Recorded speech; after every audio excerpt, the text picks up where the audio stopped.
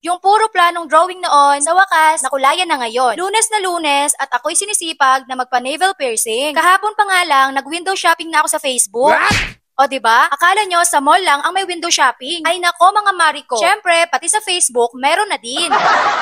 4 yung shop na chinat ko at 2 lang yung nag-reply. And yung 2 naman, hindi nag-reply. Mas maganda sana yung 2 shop kasi mas malapit yung location nila. At yung location sana nila is nasa Makati lang. Tapos, yung 2 nag-reply naman is parehong Alabang. Apakalayo naman talaga. Mapapa-navel piercing na lang, pupunta pa talaga sa Alabang.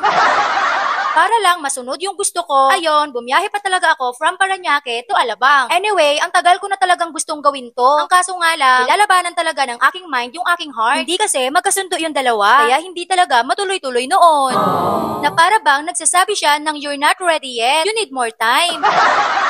Last year ko pang gusto magpa-navel piercing. Minsan kasi walang time dahil busy. At minsan naman tinatamad. Kaya hindi talaga matuloy-tuloy ang paulit-ulit na planong puro na lang drawing. Oh no! So ayun na nga, at eto na nga, at tuloy na talaga, wala nang makakapigil pa.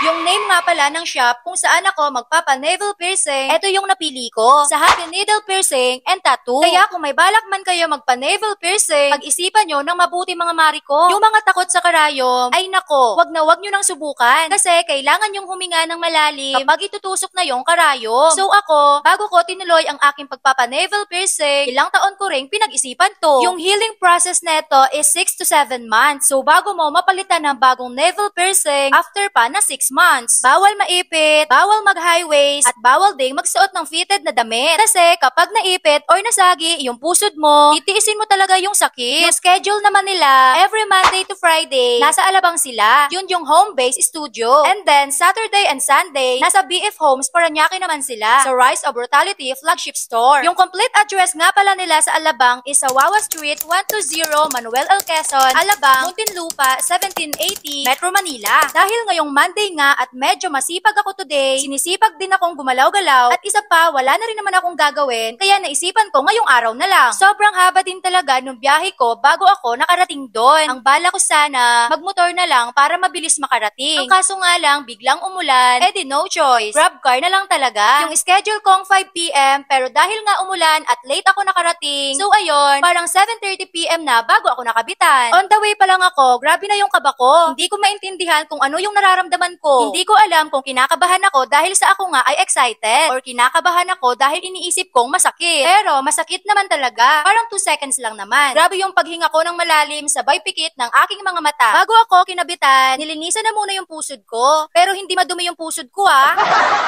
Syempre, kasama yun sa procedure. Nilinisan muna bago kinakabitan. And then, after makabitan, nilinisan ulit. So, tapos na nga kami. Ganun pala yun. Napakabilis lang. Kinuhaan niya na rin ng litrato yung navel ko. And then, after nun, nagpay ako agad. Very straight body ang mari nyo, na para bang hindi na talaga siya humihinga.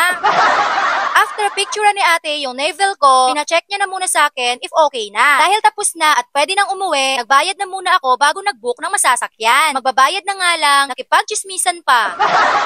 Pagkatapos kong mag-pay, nag-book na rin ako agad dahil hindi na rin naman umuulan, so motorcycle na lang yung binook ko. Mas mabilis at makakauwi ako kaagad. Kung hindi lang talaga umulan bago ako pumunta doon, edi sana mas maaga ako nakauwi. Hindi naman kasi nakisama yung panahon. Siya na lang sana yung nag-adjust.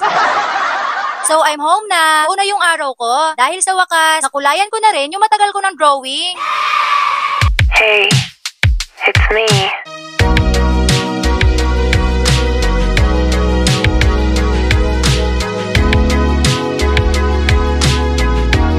So yun lang. Thank you for watching. For more updates, don't forget to follow me. Bye-bye! Mwah!